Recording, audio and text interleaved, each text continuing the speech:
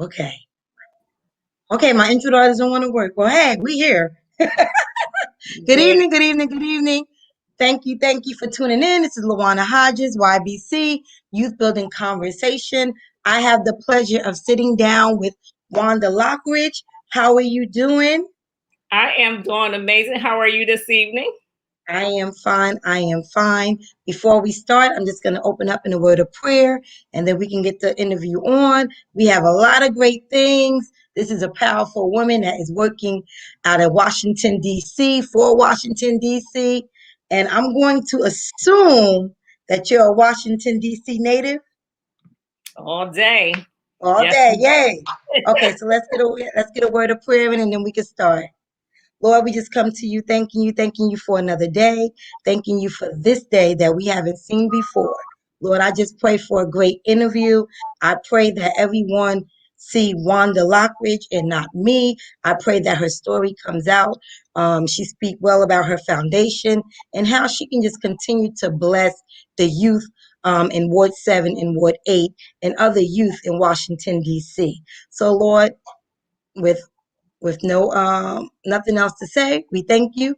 We praise you. In Jesus' name I pray. Amen. Amen. Amen. Amen. Thank you for that. No problem. So I always ask the person that I'm interviewing, who is Wanda Lockridge? Who is Wanda Lockridge? Well, first of all, you've already said I'm a Washingtonian. I grew up in Southeast Washington in Ward 8. I even call myself a Ward 8-tonian since I was born and raised in Ward 8. I've lived in two zip codes my entire life, 220 and 232. Went to DC public schools, graduated from Ballou Senior High School. We used to call it the Big Bad Ballou back then. And went on to get an undergrad at the University of the District of Columbia in Computer Information Systems Science. Received my MBA from Southeastern University in management.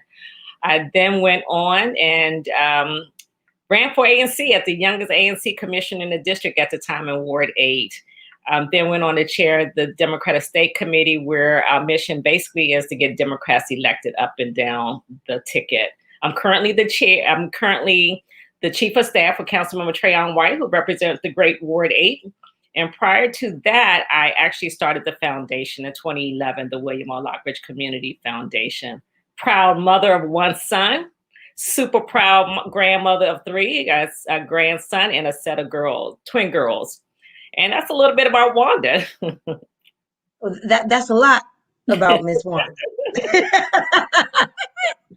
So we're in COVID-19. COVID-19 hit back in last year of March, and my platform was birthed from COVID-19. So I always ask the question, how did it affect you professionally, personally, and spiritually? Yeah, well, congratulations. Thank you. I mean, when you talk about how it impacted, while it was bad in a number of ways because we lost so many people to COVID and so many people got sick, it also allowed us some opportunities. Just as you said, you created this platform during the pandemic. For me personally, I was actually in I was actually in Africa when the pandemic hit. I came home to DC one day before they closed down the city and the airport. So I was lucky to get back home. And so what it did to me personally, obviously, we all had to take a step back and reevaluate how we communicated with one another, how we loved one another, how we talked to each other. So, I mean, initially it was tough, because, we didn't know what it was about. We didn't know the pandemic. And so we had to stay away till we learned a little bit more. But professionally, like you, it really did give us some opportunities. We have done amazing work online. I mean, before nobody knew about Zoom. Right. And so now we are able to reach more people. When we had personal space, you may have gotten 50, 100 people or something to attend an event. Now you can get hundreds of people because they can just turn on the Zoom. So it's really given us an opportunity in terms of spiritual. There may be some Sundays I would get up and I want to have bedside Baptist and I might not go physically in the church. Now I can go to church every Sunday. And so it's allowed us some great opportunity to pivot, to rethink how we do things. at one point, we would get up and dress up every day, and now we could just be very casual. And I'm now teleworking at home where I was before. So it's no longer the traffic that we have to, and we get things done. I mean, I've been really productive in this whole process. So yeah, I think opportunity has really shown itself through this pandemic. It shows that we're resilient and that we can pivot and do whatever we want to do. I agree. I think with my job, I'm assistant controller, nonprofit for finance. I think we got more work done being at home than if you're actually in the office. That's weird to say, but it's the truth. It is weird to say, but it is so true. It is so true. We make things happen no matter what. We know how to pivot and to change and to make things work for us. Now, you talked about Africa. Yes. So you went to Africa. What part of Africa? And was it a business trip, just a vacation? Because that's exciting. Yeah. So I love the continent of Africa, and I try to go at least once a year. Wow. Last year, I started out I think the first time I went to Africa was in 2016 when I was working for this foundation, the Leon H. Sullivan Foundation. And prior to that, I was like, I really want to go to Africa. I really want to go to Africa. And so be it. I mean, God blessed me enough to go in a position that had me in Africa like every other month. And so now I go once. I don't know how many countries I've been to now, maybe 13, 14, 15. I'm just not even sure anymore how many. And we'll be going back in June. I'll go back in June. This time we go to Egypt. I'm looking forward. So last year's trip, it was a fun trip. It was a vacation, but the foundation also do educational trips for our students as well. Wow. Yeah. So we have an international awesome. program now. Yeah. Outside of the scholarships, we have an international program where we select students to take to Africa.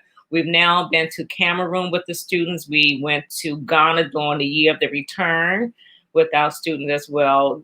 We were going back to Ghana last year, but the pandemic decided that was not something that we were going to do. So we've had to push it back. And so we'll probably go back next year.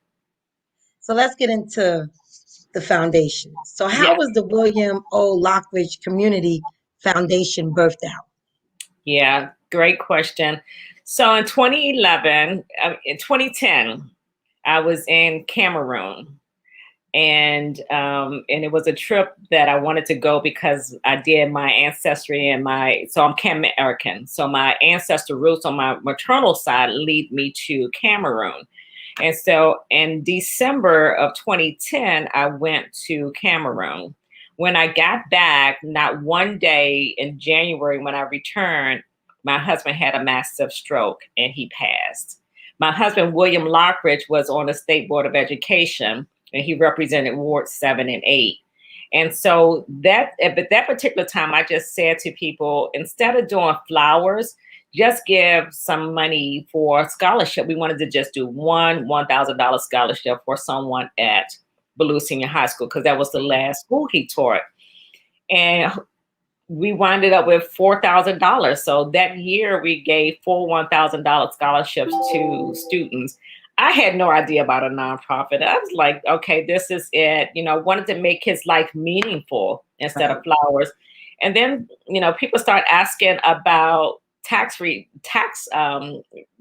I mean, do I get a tax return on this? Like, I don't know. So I talked to family and friends and they're like, you need to continue to do this. And the foundation started basically, to continue the work that my late husband did when he was on the school board, just trying to close the gap with our students in east of the river versus the other parts of DC. So how can parents or students, the criteria, how can they actually, I don't want to say write in, but afford the opportunity to apply for the scholarship? Absolutely. So the scholarship is now open. The deadline is April 23rd, and they can go online to the website or our Facebook page. They can contact us. Let me get a telephone number. And they also, if you go to www.tinyurl./ WOLCF 2021. And I'll repeat that because that's, you can go directly into the application. So it's www.tinyurl.com/WOLCF 2021. Or you can contact me at 202-706-7932. Sometimes I don't use the number a lot, so I have to go back and make sure I'm giving you the right telephone number. And go to our website. Our website is www.williamlockridgecommunityfoundation.org. We can be found on Facebook as well. You can email me. If you Google Lockridge Foundation, you'll find us, or you can email us at info@williamlockridgecommunityfoundation.org as well. But we'll make sure that I'll put all the information on my platform so they have it.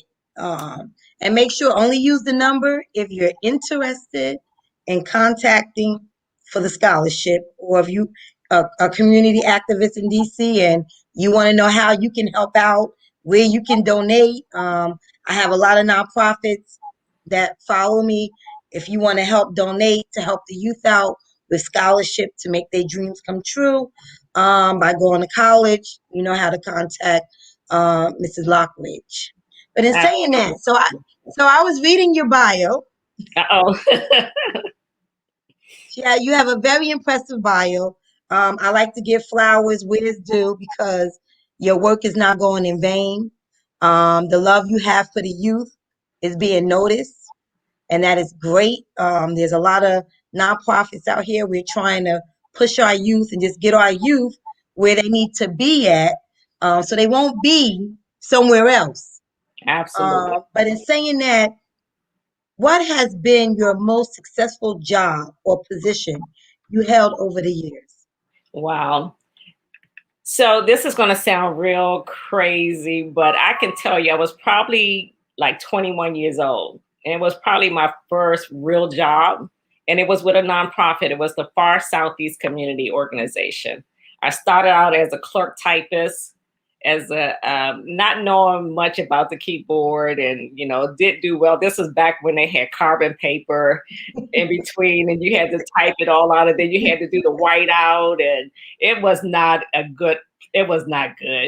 But I was, I was there every day. I worked every day. I got there early. I stayed there late, and I was actually promoted to a housing counselor.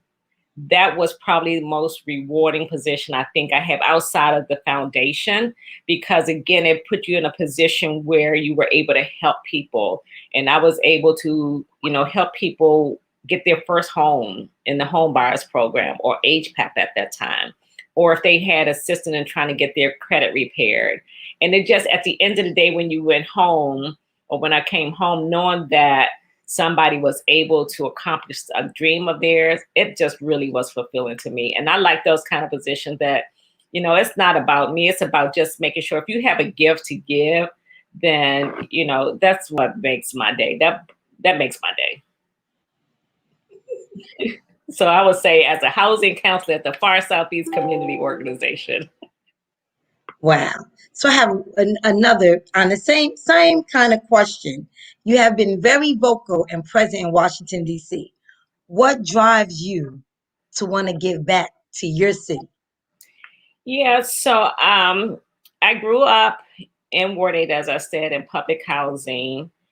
And I met this guy when my parents moved out, and we moved in Congress Park area. And I met this guy that lived across the street. I met him because I went to school with his daughter. She was like a year, 2 years older than I was. And he will always just say, why don't you come to this meeting and volunteer? So I started volunteering at a very early age, about 17. As I said, I was the youngest ANC elected at that time. But he also said to me one thing, and it resonates with me to this very day, and that is, you cannot leave a community unless you've made it better. And I don't feel like I've done enough in this community that I could leave it. And so I am Ward 8. Ward 8 is me. I am who I am because of Ward 8. I am who I am because of the community that I grew up in. And again, I am blessed to be able to have some time, and God's given me some skills and talents that I can give back. And that's what drives me. That drives me every day, to just want to make sure that somebody who lifted me up and helped me figure out certain things, that I do nothing but the same thing on, for other people. But you don't only work in the community. So you threw your hat in the political ring. I did. I So did did. you ever, at the age of 17, did you ever figure that that was your start of, okay, I'm going to start here, giving back to my community, but then I'm going to turn into the political side of it? Absolutely not. That was not my dream at 17. I was going to be an airline stewardess, or it certainly was not going to be in politics. But again, life give you opportunities, and while you may think that your path is one way, and you get these other opportunities, and you find out that you really love it, then you continue down that path. But absolutely not. That was not my path, or at least it wasn't what I thought my path would be when I was that age. So looking back at Ward 8, because I used to live in Ward 8. I'm Oh, not from I'm not from here. I'm from New Jersey, but my husband grew up, I think that's Ward 8. Bennett Road, not Bennett Road. Okay. good. Um, Barnaby. Yes. Okay. Back in Ward 8. Yes, yes. So looking at Ward 8 now to maybe 20 years ago, do do you think it has changed? Do you think there's more change that needs to come inside Ward 8? There are lots of changes. Let's start there. And we could start by even talking about the infrastructure, or we could talk about crime. So let's start with the economic side of it. Let's start there.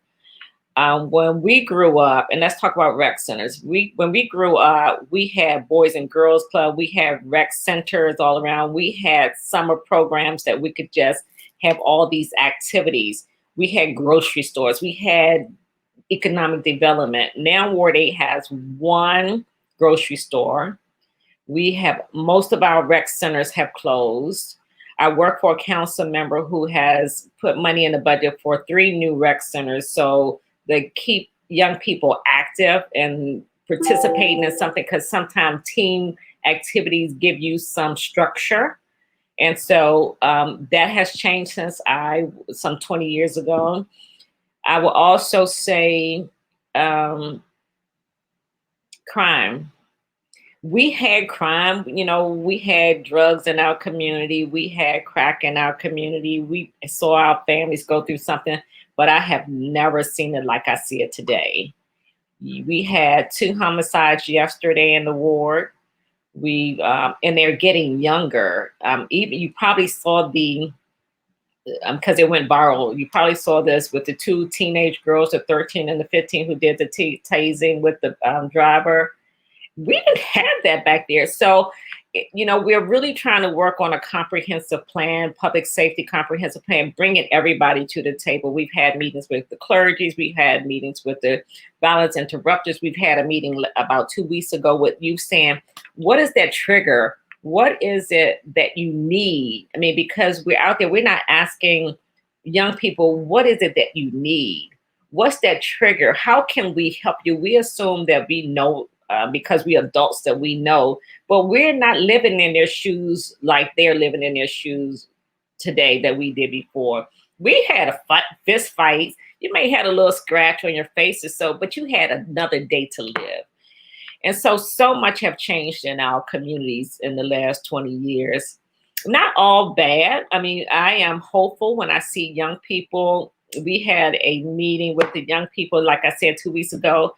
They are smart, they are witty, they are entrepreneur. I feel really good about the future because they are out there and they're doing their things. I've been so impressed with some of the young people that I've come across.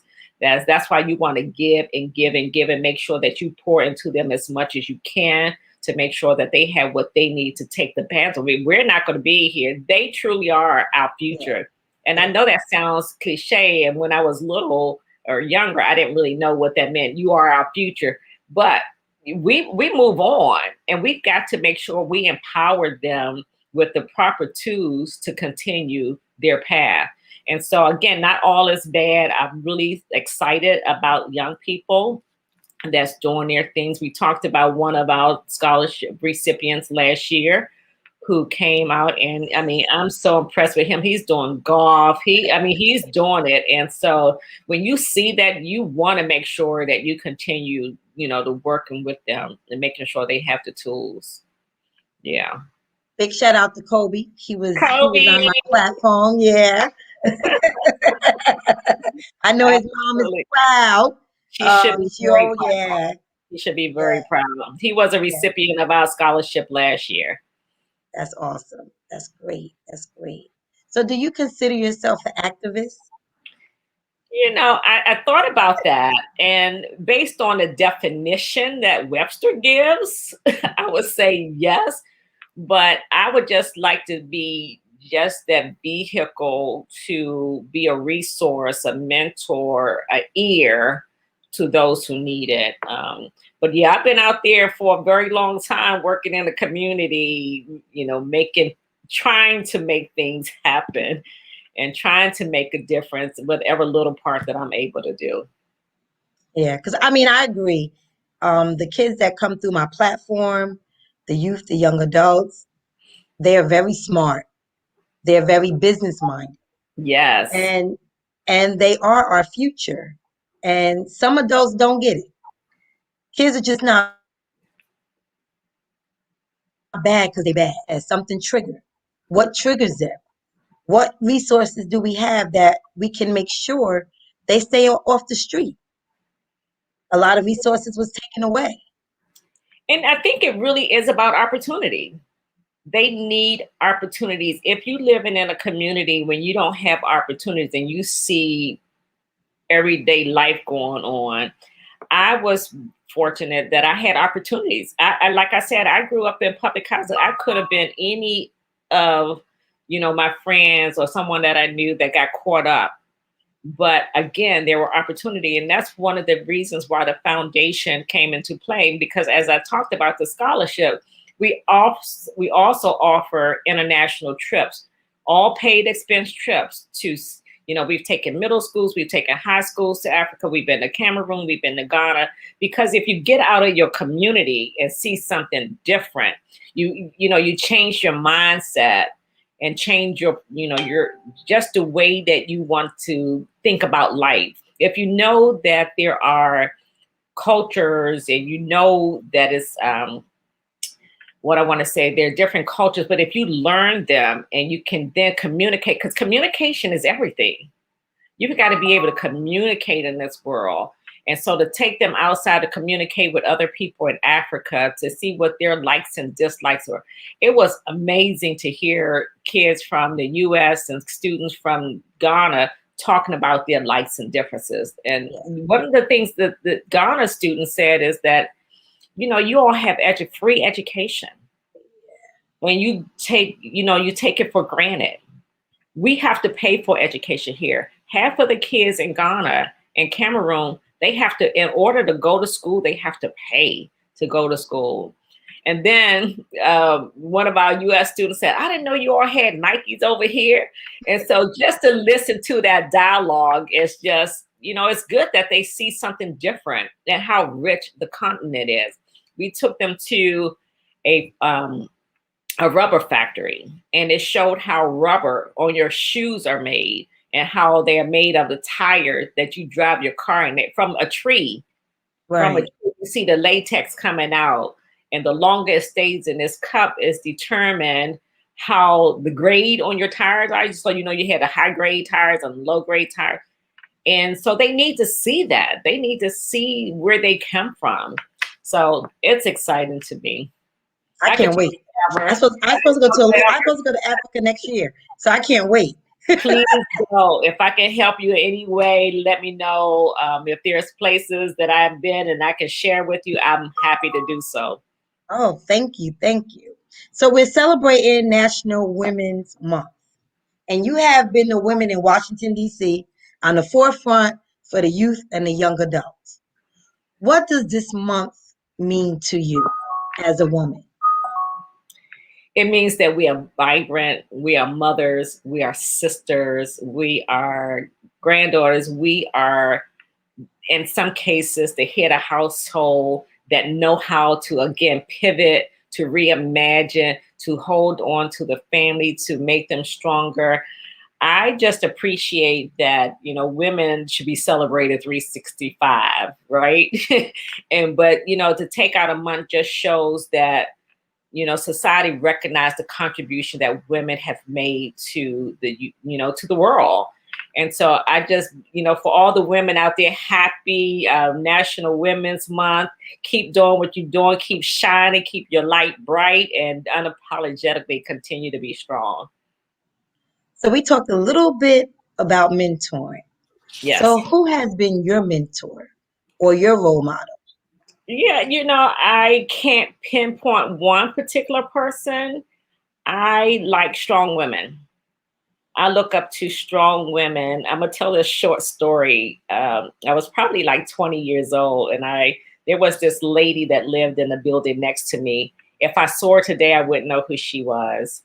I I don't know her name, didn't know her name then, but every single morning I would watch her get into her car. She was always dressed professionally. She had her briefcase always together. And I would look at her every single day and say, I want to do that. I want to look like that. I want to be like that. So mentors can be people that they don't even know that they're your mentors. You don't even have to know them. There's somebody you look up to. And locally, and I said I like strong women who take things in their hand and just make the change. I respect Congresswoman Norton for her drive. Mayor Bowser for standing up to, that other president and, for statehood. I like strong women that unapologetically go out there and fight for what they believe in, what they stand for. So Yeah. not any one particular person. I mean, my aunties and moms, obviously, my mother, obviously, were role models to me. But outside of family, I would say, just looking up to strong women like yourself, you doing your platform here, you're doing your thing. I like to see women just take the rope and just bring it on in. So what is next for Wanda Lockridge? What What is is that? next for Wanda Lockridge? I would say, one of the things that I want to do with the foundation long term, because I think we've done well in the short term.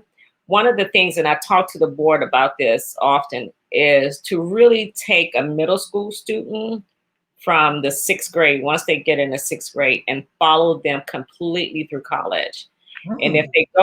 if they continue through the program through high school, is to offer them a full scholarship, not just a one and a done, but a full scholarship for 4 years. That is our goal. That is our mission. We are now working on a physical space where we can begin to offer more programs. We're adding a new program under the International Ambassador Program where young people can learn about careers in international. Because again, we don't know what we don't know. So we know about STEM, we know about baseball and sports, but a lot of us don't know that you can be an ambassador, right? You can work at the State Hmm. Department. You could be the mayor. So you could be whatever you put your mind to.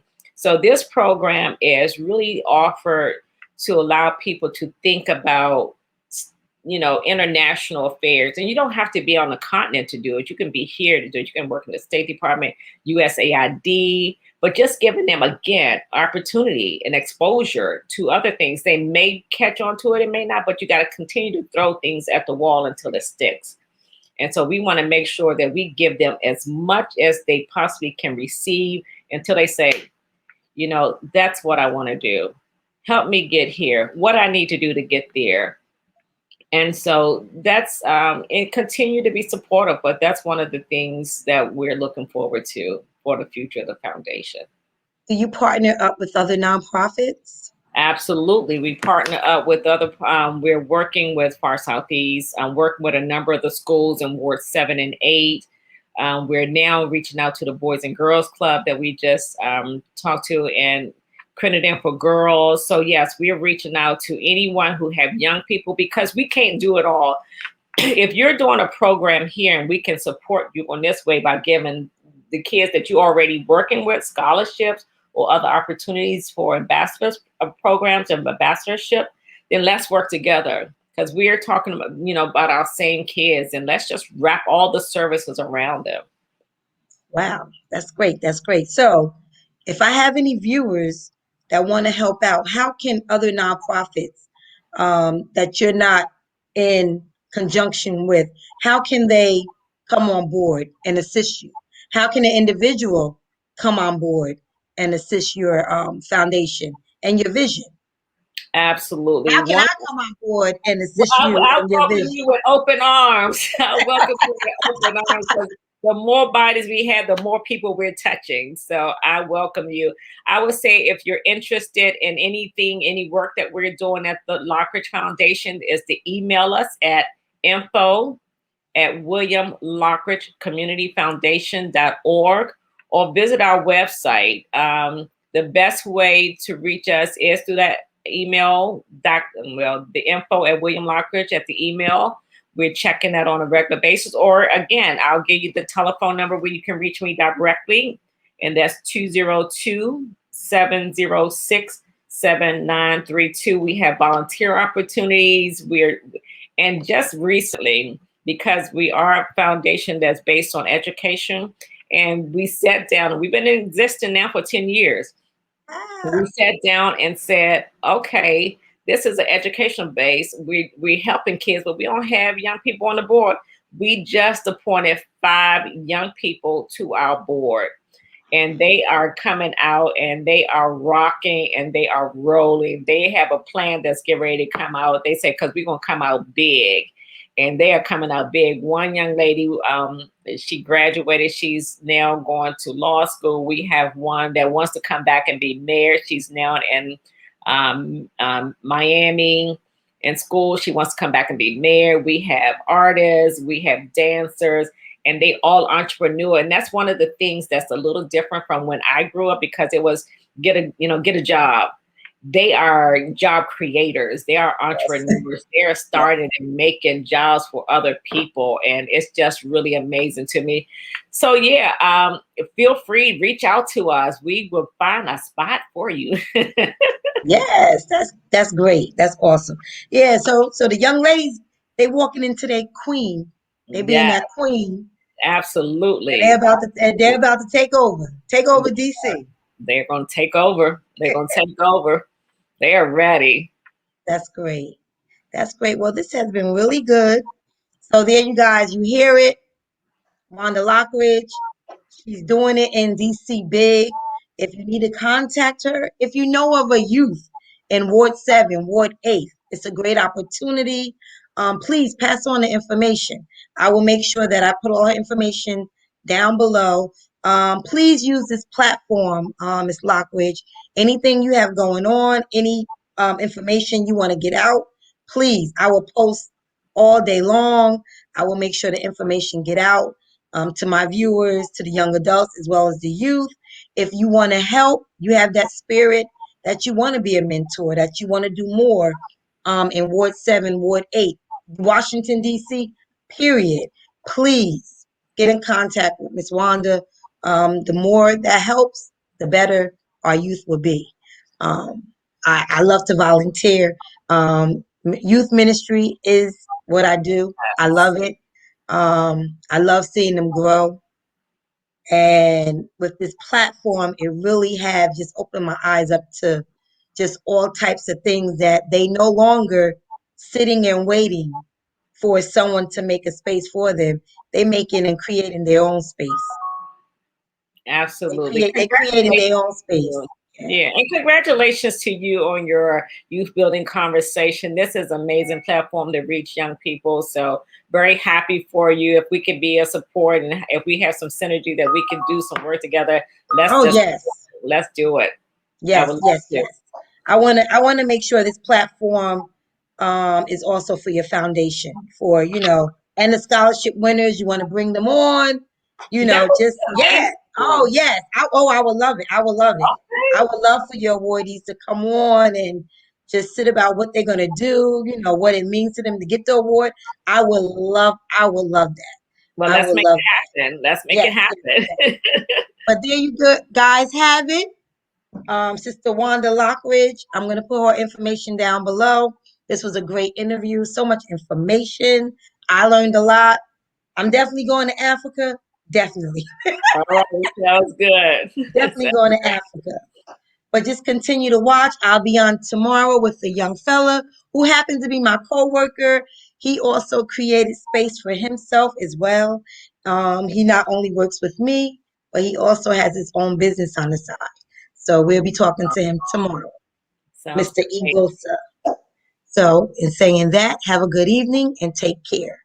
Thank you again so much. Stay safe. Sister Wanda, stay on.